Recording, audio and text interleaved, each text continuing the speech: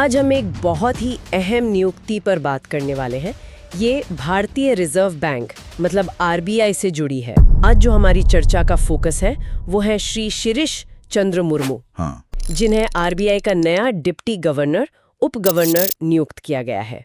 तो आज हम यही समझेंगे कि उनकी पृष्ठभूमि क्या है, उनका इतना लंबा अनुभव और ये जो नई भूमिका है इसके मायने क्या हो सकते हैं। जी, हमारे पास जो जानकारी है वो जाहिर है उनके करियर और जीवनी पर ही आधारित है। पहले पद है आरबीआई के डिप्टी गवर्नर का, ये तो साफ है जी। और श्री मुर्मू अपना चार्ज कब ले रहे हैं? 9 अक्टूबर 2025 से, ये तारीख तय है। हाँ, 9 अक्टूबर 2025 से, और ये नियुक्ति होगी पूरे 3 साल के लिए। अच्छा, 3 साल। जी, वो एम राजेश्वर राव की जगह लेंगे, जिनका कार्यकाल जो कि एक्सटेंड भी हुआ था वो 8 अक्टूबर 2025 को खत्म हो रहा है। अच्छा, तो एक तरह से बिल्कुल स्मूथ ट्रांजिशन है ये। हाँ, एक व्यवस्थित बदलाव है। और इस नियुक्ति को हरी झंडी मतलब अप्रूवल मिला है मंत्रिमंडल की नियुक्ति समिति यानी एसीसी से। जी, एसीसी से।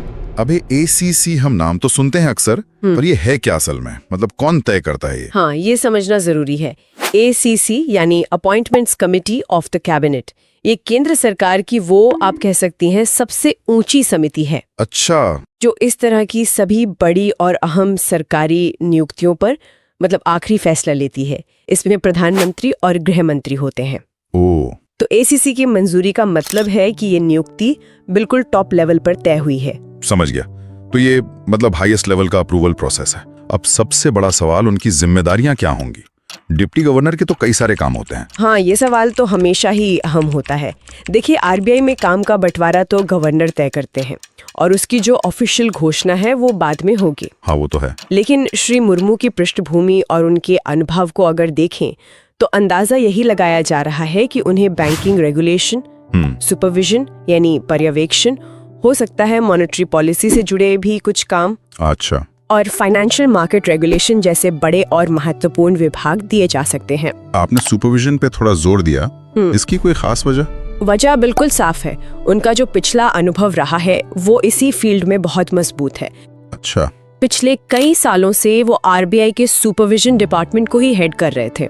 ओह, तो ऐसे में ये उम्मीद करना मतलब स्वाभाविक है कि बैंकिंग और जो नॉन बैंकिंग फाइनेंशियल कंपनियां हैं एनबीएफसीज, हाँ एनबीएफसीज, उनकी निगरानी और उनके गवर्नेंस पर उनका खास ध्यान रहेगा। चलिए अब उनके आरबीआई के साथ इस लंबे सफर पर आते हैं। 1991 में वो आरबीआई से जुड़े थे, ये तो बहुत लंबा समय है। सोचिए, 1991 तब से लेकर अब तक मतलब 33 साल से भी ज्यादा का वक्त। बाप रे।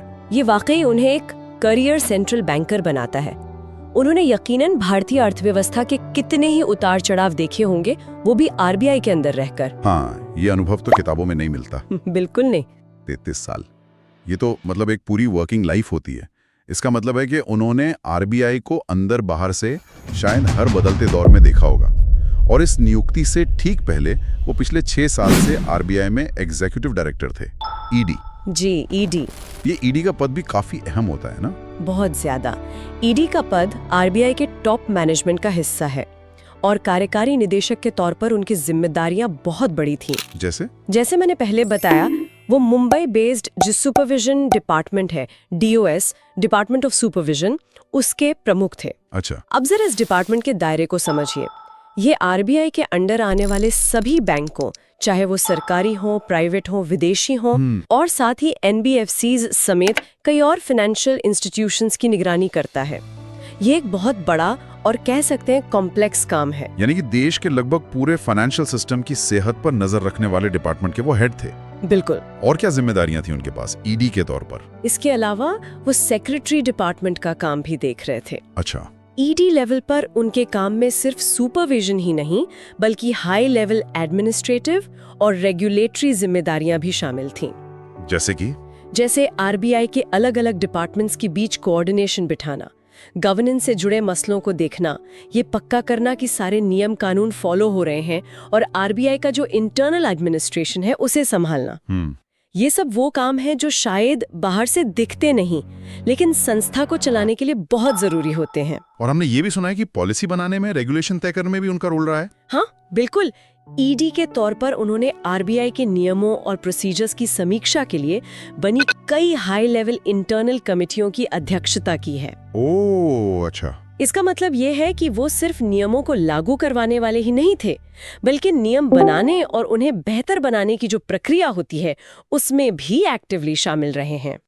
जाहिर है काम का अनुभव तो जबरदस्त है। जी हाँ। लेकिन किसी भी व्यक्ति को पूरी तरह समझने के लिए सिर्फ उनका काम ही नहीं, उनकी जड़ें, उनकी पढ़ाई लिखाई भी मायने रखती हैं। श्री मुर्मू कहाँ से आते हैं? उनकी एजुकेशन जर्नी कैसी रही है? जी, ये जानना भी दिलचस्प है। श्री मुर्मू मूल रूप से ओडिशा से हैं। ओडिशा से? हाँ, वो ओडिशा के मयूरभंज जिले में बेतंती नाम की जगह है, वहाँ के रहने वाले हैं। अच्छा। और जहाँ तक शिक्षा की बात है, उन्होंने जानी मानी जवाहरलाल नेहरू यूनिवर्सिटी यानी JNU दिल्ली से पोस्ट ग्रेजुएशन किया है। JNU से? जी। उन्हें कभी कभी ओडिया अर्थशास्त्री के रूप में भी मेंशन किया जाता है।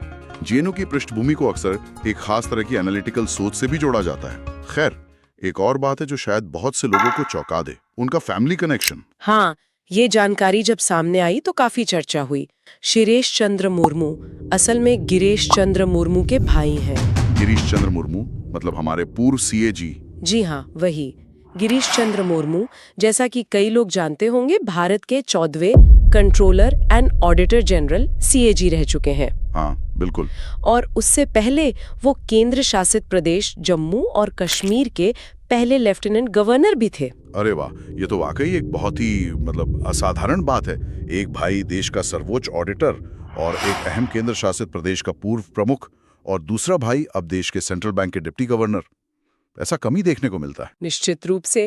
अब बात करते हैं कि ये नियुक्ति इस वक्त इतनी अहम क्यों है, इसका महत्व क्या है। हाँ, ये जरूरी है। देखिए, पहली बात तो ये कि RBI के टॉप लीडरशिप में एक ऐसे व्यक्ति का आना जो संस्था को अंदर बाहर से जानता है, वो एक तरह की कंटिन्यूटी और स्टेबिलिटी लाता है। स्थिरता। उन्हें किसी इंट्रोडक्शन या लंबी लर्निंग कर्व की जरूरत नहीं होगी। यानी वो पहले दिन से ही काम में जुट सकते हैं, ऐसा? काफी हद तक हाँ। दूसरी और शायद सबसे महत्वपूर्ण बात है उनकी पृष्ठभूमि। जैसा हमने बार बार जिक्र किया, उनका सुपरविजन डिपार्टमेंट का हेड होना। हाँ। आज के समय में जब पूरी दुनिया में और भारत में भी बैंकिंग सेक्टर की स्थिरता, फंसे हुए कर्ज यानी NPAs का मैनेजमेंट। NPS तो हमेशा एक मुद्दा रहता है। बिल्कुल। फिनटेक कंपनियों का रेगुलेशन, साइबर सुरक्षा जैसी चुनौतियां सामने खड़ी हैं, तब एक मजबूत सुपरविजन एक्सपर्ट का टॉप पर होना बहुत मायने रखता है।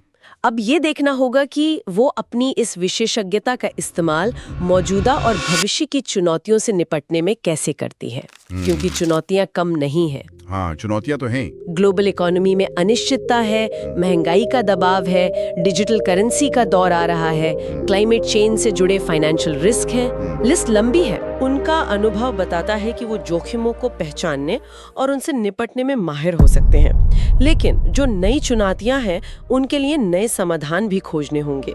ये देखना वाकई दिलचस्प होगा कि वो इस बैलेंस को कैसे साधते हैं और भारतीय वित्तीय प्रणाली को और मजबूत बनाने में क्या योगदान देते हैं।